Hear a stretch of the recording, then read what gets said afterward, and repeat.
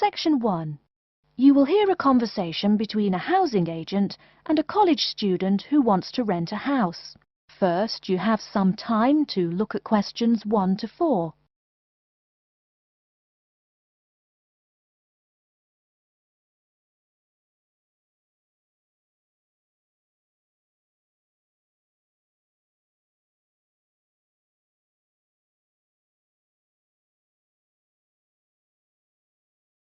You will see that there is an example which has been done for you. On this occasion only, the conversation relating to this will be played first. Good afternoon and welcome to Habitat Hunters. You must be Joseph. Yes, that's right. You said on the phone that I could come by at 2 o'clock. Sorry, I'm a little early. No problem at all. In Calgary's market, you have to move fast if you want a good apartment. Actually, I'd settle for almost anything. I've been here 10 days and the hotel is ruining me. My father has me on a strict budget. Sit right down here now, sir. Let's talk a little about the places before we go have a look. Now, we have 4 apartments available. Okay. Could you tell me more about those 4 apartments? Sure. The first one is on Beetle Road, just a block off campus. It's a 3-bedroom with a bathroom and a living room and a great Italian restaurant right next to it. The agent says that the first apartment is a 3-bedroom apartment with a great Italian restaurant right next to it. So, restaurant has been written in the space. Now we shall begin. You should answer the questions as you listen, because you will not hear the recording a second time. Listen carefully and answer questions 1 to 4. Good afternoon and welcome to Habitat Hunters. You must be Joseph. Yes, that's right. You said on the phone that I could come by at 2 o'clock. Sorry, I'm a little early. No problem at all. In Calgary's market, you have to move fast if you want a good apartment. Actually, I'd settle for almost anything. I've been here 10 days and the hotel is ruining me. My father has me on a strict budget. Sit right down here now, sir. Let's talk a little about the places before we go have a look. Now, we have 4 apartments available. Okay. Could you tell me more about those 4 apartments? Sure. The first one is on Beetle Road, just a block off campus. It's a 3-bedroom with a bathroom and a living room and a great Italian restaurant right next to it. How much? Well, it's $435 a month, including internet and utilities. Okay, that sounds reasonable. Any drawbacks to the house? There's a really big garden, but it hasn't been taken care of over the years and is just too big to clean up nicely. That sounds okay. Tell me about the next option. The other 3-bedroom apartment is on Oakington Avenue on campus. It is right near the building where you have classes, and the kitchen and living room are newly furnished. Wow, that sounds like a pretty good option. Well, it is a cool apartment, but since it's a dormitory, the living room, bathroom, kitchen and washing machine are all shared. It would be nice not to have to buy living room furniture, though. And how much is this one? $400 per month for a bedroom with an air conditioner. For a bedroom without an air conditioner, you would pay less, $340 for it. Yikes. Even with the air conditioner, it sounds really inconvenient to have to share facilities. I'll never cook if I have to walk down the hall to use the kitchen. Yeah, that's true.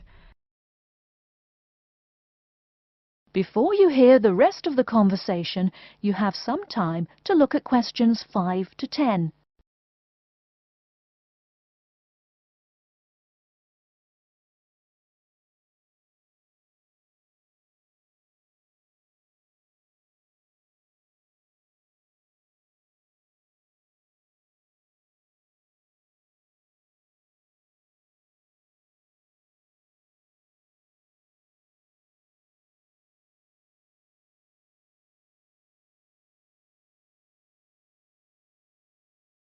Now listen and answer questions 5 to 10. Anyway, the next place is a 2-bedroom on Mead Street. Oh, I like Mead Street. That's off campus, right? Yep, it's pretty cool, but it only has 2 bedrooms, plus a living room and a study. But I want to live together with my 2 friends. So you could make the study into a small bedroom if you end up living with them. Also, we guys will want a TV and DVD player since we're all so much into movies.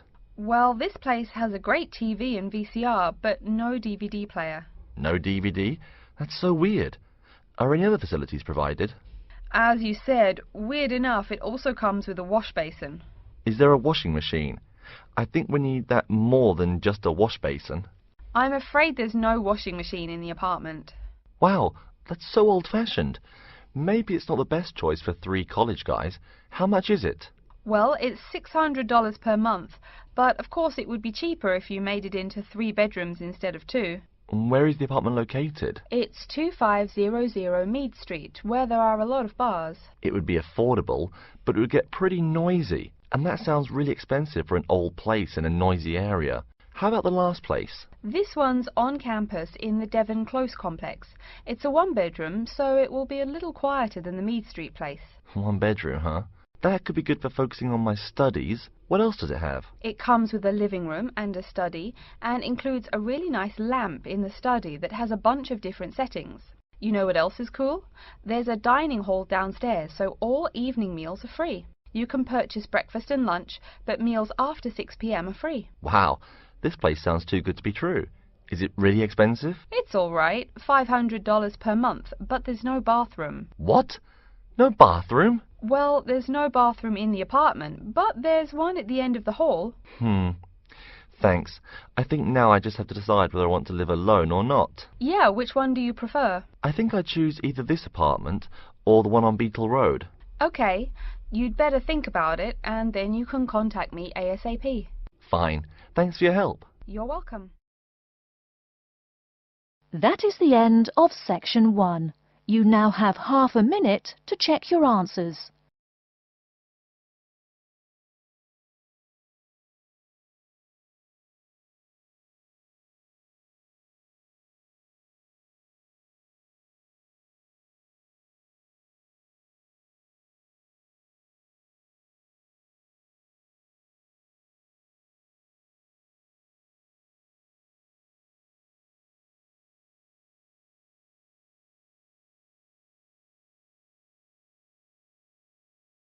Now turn to section 2.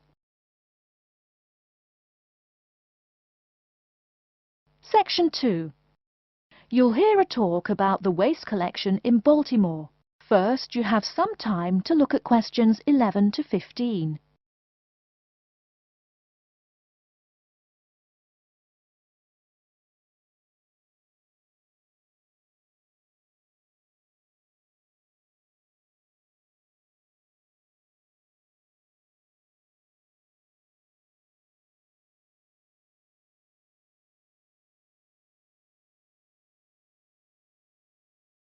Now, listen carefully and answer questions 11 to 15.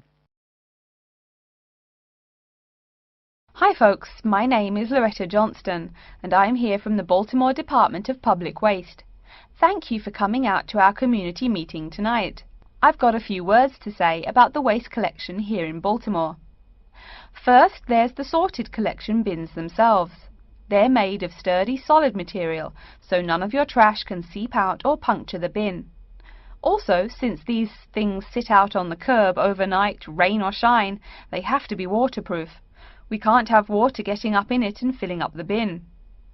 Remember to pay attention to which bin is which, and sort your waste accordingly. You should have a blue or green bin for recyclable garbage, a yellow bin for unrecyclable garbage, and a red bin for toxic waste. Our city-wide waste management is divided into 2 services. The first is commercial waste collection, or trash collection from buildings. The majority of building waste is paper, which goes in the blue or green bins. You'll notice in your office buildings there are signs that warn you not to overfill these bins. All that paper adds up, and an overflowing bin is infinitely harder for collectors to carry to the truck and empty. Aside from paper, another large source of building waste is metals. Metals such as tin and aluminium can be put in the yellow recycle bins, but metals like lead and copper should be disposed of in the red bins.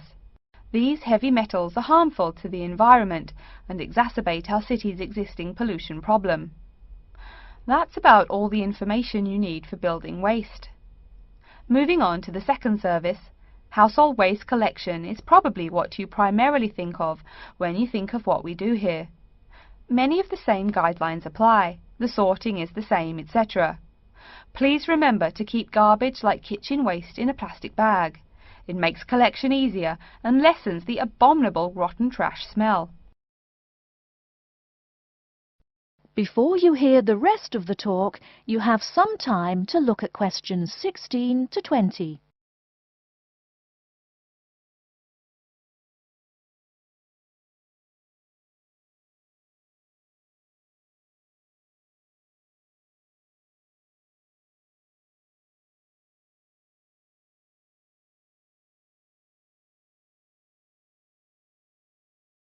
Now listen and answer questions 16 to 20.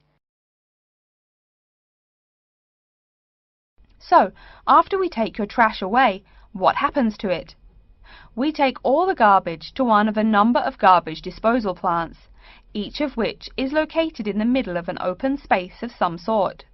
No one wants to have their home or office right next door to a waste disposal plant, right? Waste is collected and then disposed of once every 4 weeks. A lot of trash can build up in that time, so we're in the process of developing a plan to fund collection more frequently. Ideally, it would be collected weekly, but we will likely have to settle for bi-weekly. The garbage trucks make their rounds to clear the bins at night in order to avoid traffic. I'm sure you've seen how much waste your own household produces in a given week. Now imagine all the trash produced by all the households in Baltimore. It's a lot, right? It may surprise you that this amount is only marginal compared to commercial waste. Yep, the main waste producers are actually businesses, industrial facilities, retail and offices. Hard to believe humans produce that much waste, right? No wonder we have pollution problems. Anyway, after all incoming waste is sorted, recyclables are sent to a recycling plant, while garbage and toxic waste are transported to their respective areas of the plant for treatment. Items such as stones, which should not be disposed of in our bins, are separated out and discarded. Once the trash has undergone the treatment process, it is compacted and disposed of with all the other trash. And finally, when the landfill space is full, it is buried deep underground, and in time, something new is built on the land. That's everything about waste collection. Thank you for listening. Are there any questions? That is the end of section 2. You now have half a minute to check your answers.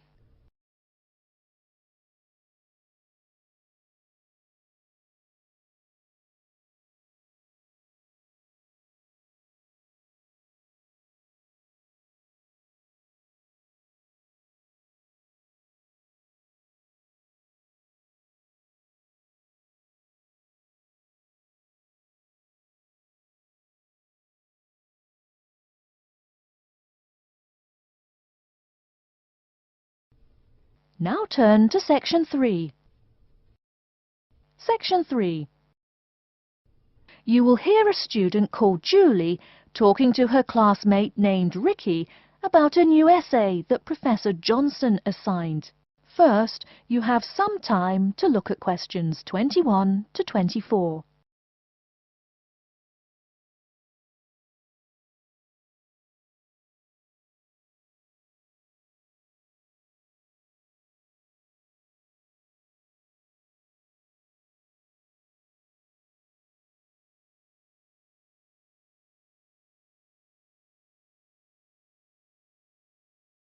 Now, listen carefully and answer questions 21 to 24.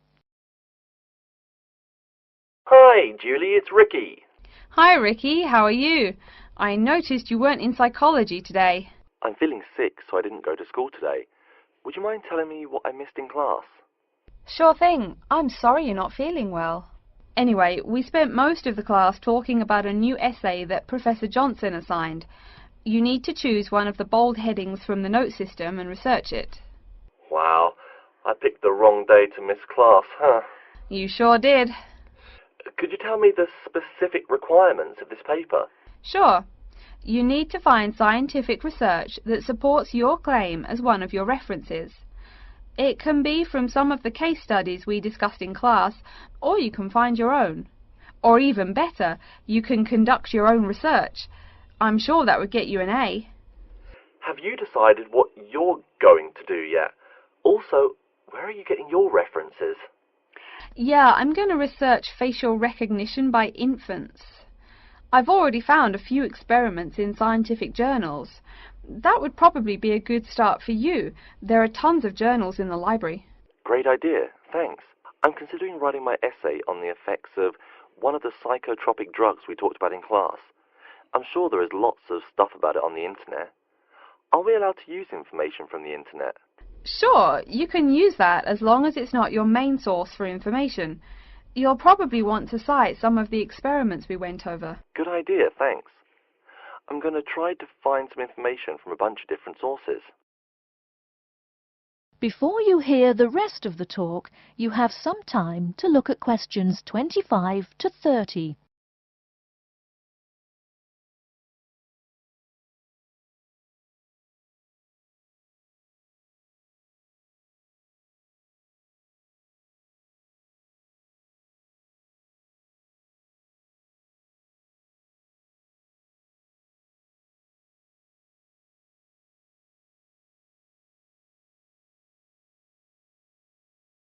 Now listen and answer questions 25 to 30.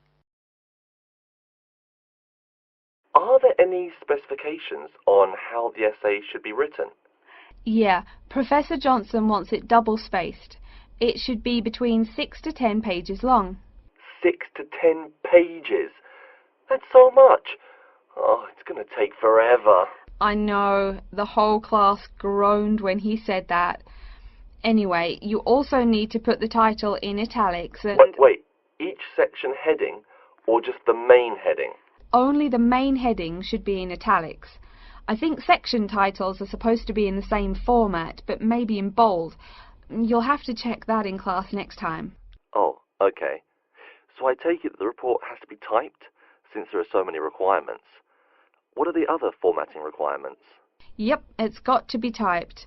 Aside from that, there are still a few more specifications. You should number each page. Make sure it goes up in the top right corner. Okay, I'll make sure to write that down. I always forget to number the pages.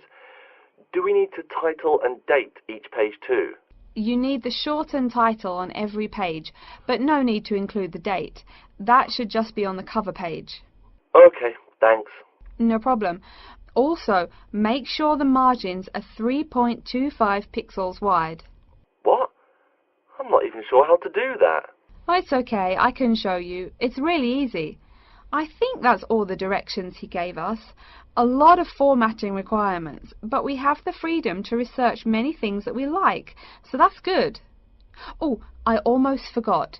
Remember to put down your ID number on your report. Thanks so much for your help. I'll see you in class Monday. No problem. Glad I could help. See you later. That is the end of section 3. You now have half a minute to check your answers.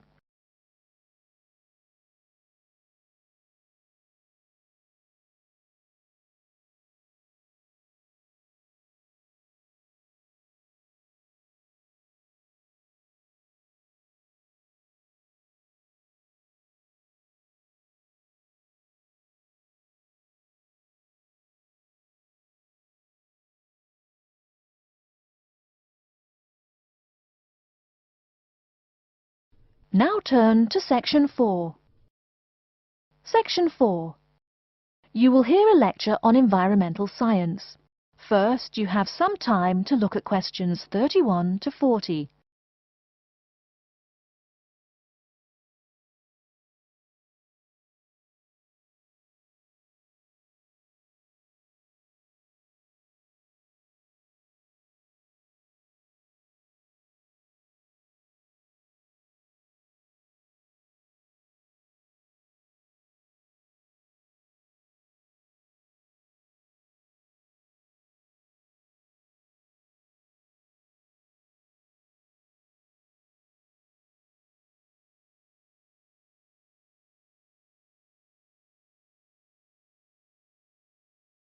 Now listen carefully and answer questions 31 to 40. Good morning and welcome to yet another lecture in environmental science.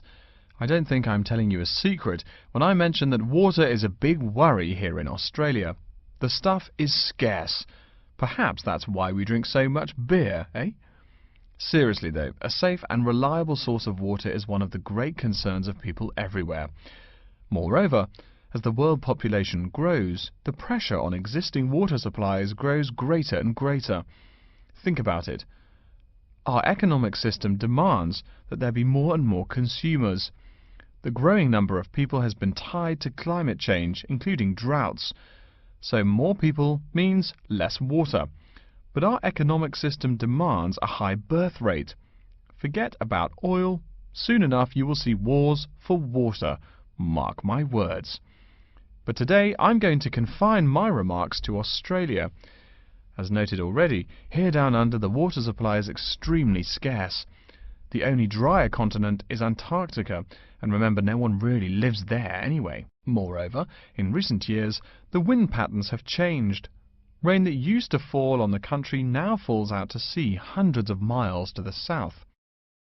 Now, when I speak of people needing water, most of you probably think of drinking. Certainly everyone needs water for drinking, but surprising as it may sound, drinking is not anywhere near being the main use for water. Most water is actually used for washing. When you take a shower, you probably use well over 100 litres of water. Every time you flush your toilet, that's about 8 litres, but most people drink no more than 2 litres or so per day. So, where to get water? It could be obtained from rainwater, but often rainfall consists of other harmful pollutants that evaporated with the water. In fact, acid rain, an intense example of this, causes harmful effects on the wildlife of the habitat on which it falls. Water from underground could also be used, though it is more difficult to contain and often must go through an extensive cleansing process. The purest water is found in rivers, creeks, lakes and dams. And, sad to say, Australia has precious few of these. Really, how many of your hometowns have rivers? Year-round rivers, I mean. The soil tends to be sandy, so water soaks into the ground. Many places are rocky too, so 87% of the rainfall is lost to evaporation. That's almost twice the evaporation rate in my native Canada. Speaking of rain, we already heard how rainfall is diminishing here in Oceania. The quantity itself isn't the only problem either. Going back to the problems with obtaining rainwater, a further problem is that rain is a useful source of water only if air pollution is fairly mild. Again, you're in a situation where you can't win. You need water where most people live. People tend to build cities where rainfall is adequate, but then modern cities tend to feature polluted air, which renders the rain far less easily usable. Okay, let's take a look at the table here. You'll see it showing the relative pollution of rainfall in the world's cities. The more people, the dirtier the rain. This is becoming a huge concern for people in the West, who want their water to be pure and safe. Though reliable drinking water is important everywhere, the concern in the West is reflected in all the government regulations and political campaigns aimed at solving this problem. In contrast, there are not as many demands made on the governments in Asian and African cultures to improve the water, as their focus is on other issues. Now, whatever the source of water, we can never afford to forget that all water is highly vulnerable to contamination. Whether we're getting it from the ground, from bodies of water or rainfall, it is susceptible to a variety of toxins. In fact, that's why we clean it before using it. Water carries with it filth and dirt. This problem shows up in a number of different ways. As humans and all other animals need water to survive, it's no surprise to us that one of the most important domestic uses of water is for drinking. Yet, if you have old-fashioned lead pipes, you may slowly be poisoning yourself by drinking that nice clear water.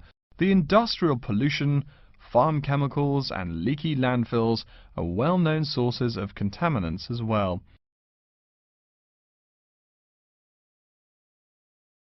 So what is being done to ensure we Australians a safe and steady supply of drinking water?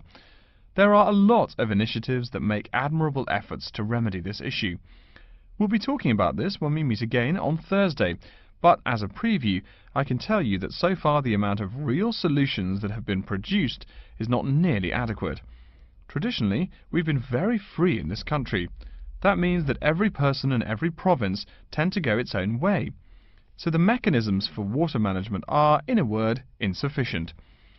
To begin seeing how this is so, I want you to read something before our next class. Though a lot of previous data on water usage and water management are inconclusive and have thus caused quite a concern, we can learn a lot from the contents of reports written on the subject. The basis for the government's water policy is the 1989 White Paper reporting on water use, present and future.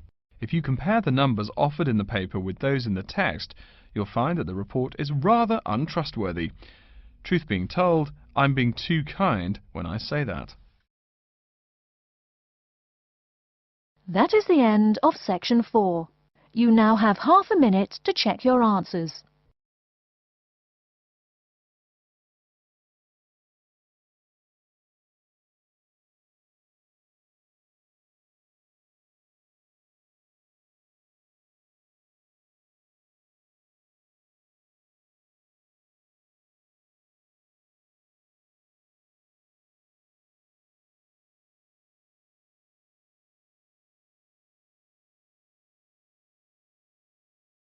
That is the end of the listening test.